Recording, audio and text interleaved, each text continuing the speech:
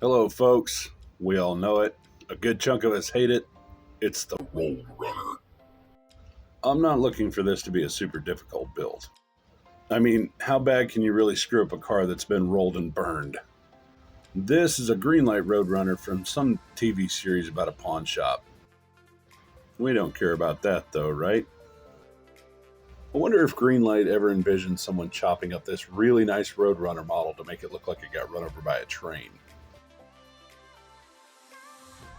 Well, it is really nice, but let's make it a little less so.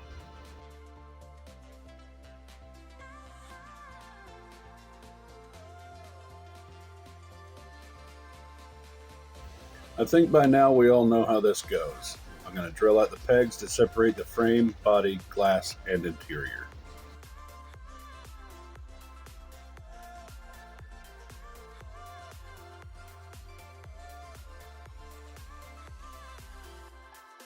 It appears that Greenlight uses smaller pegs than Mattel, so this took me a little while longer. I didn't want to muck up the frame, so I had to be careful.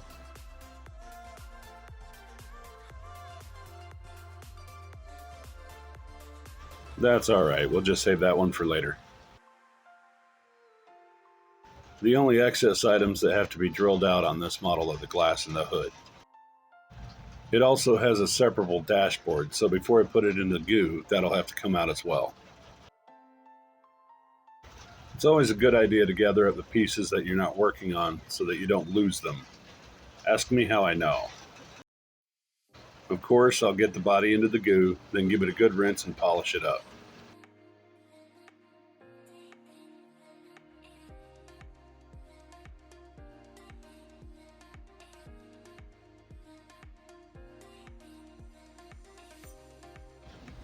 As with the Corvette build a few weeks ago, some of this paint just doesn't want to give up.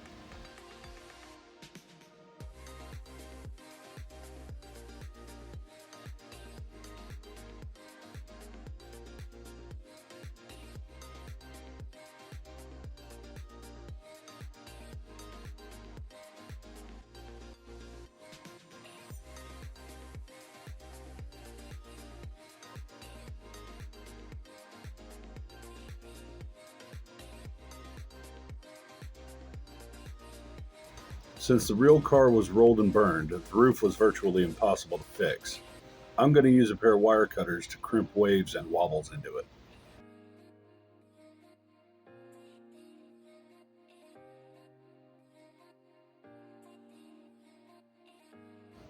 I'll have to figure something else out for the damage to the front passenger side fender.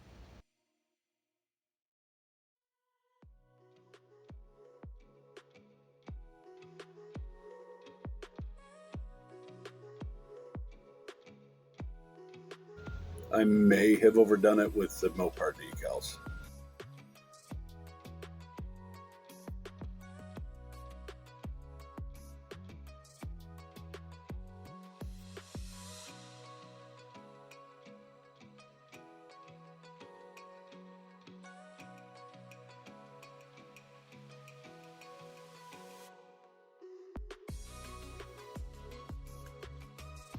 If you're wondering where the footage is of me painting the car, just ask my editing software.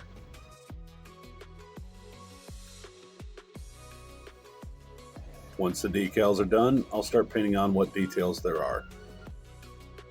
Since it doesn't actually have a hood, I'm going to have to create an engine for it. This is how I solved the damage to the fender problem. A few good strategically placed clampings and you'll have some convincing damage to the front end.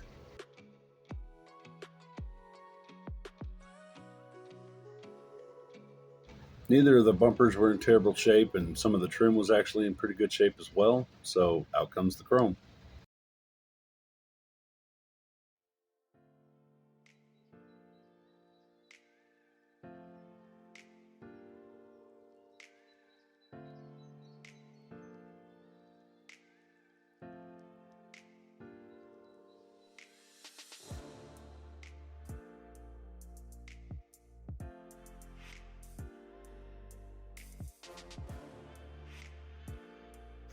I asked Foggy to copy one of Dalton's May Pop tires.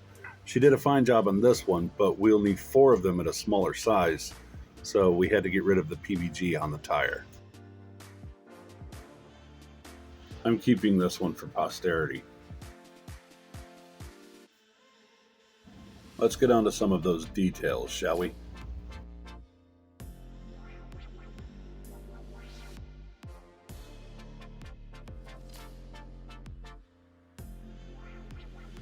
This brown dries a little darker than I'd like, but I think it'll still be passable.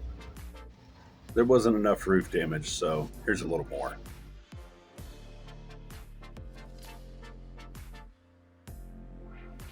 As you can see, I took a little liberty with the air cleaner. I figured it was probably something Dalton would have hanging around his shop anyway.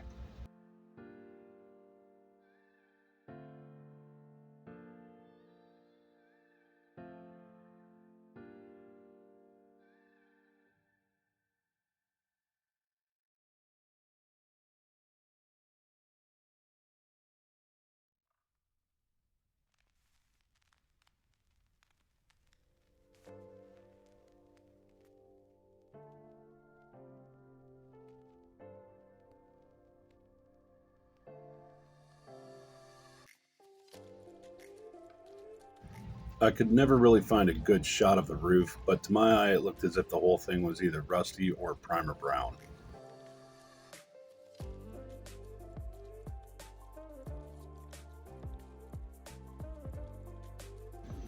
I couldn't remove the back seat without compromising the entire interior, so I just decided to paint the Camaro seats red and leave it at that.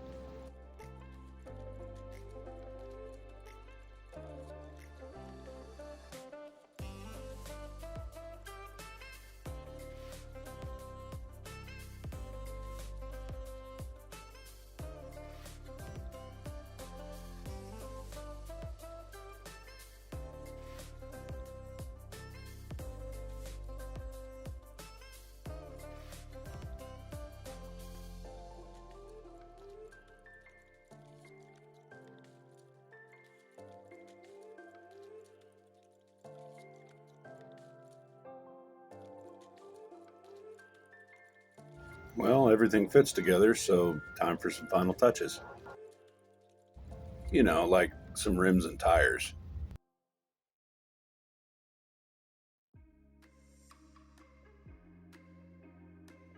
I was careful to keep the original axles on hand to make sure that this car could roll.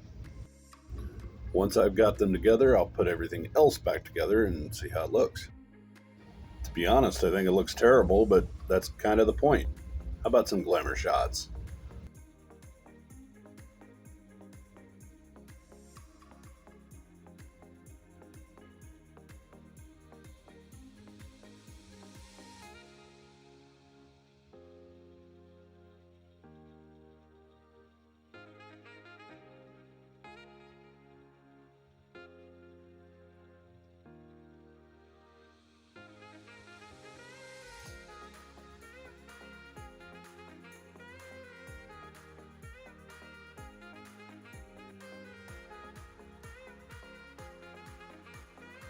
Well, folks, that's it for the first set of Dalton's cars. We'd like to very much thank Pole Barn Garage, Dalton, JD, and all of you for the support.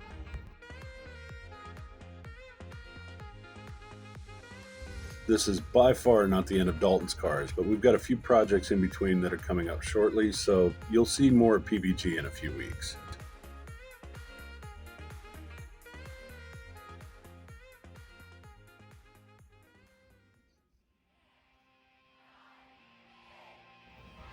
From all of us at Functional Histories, Johnny B, Victor Mackey, our families, we hope that everyone is well and take care of one another. Be safe.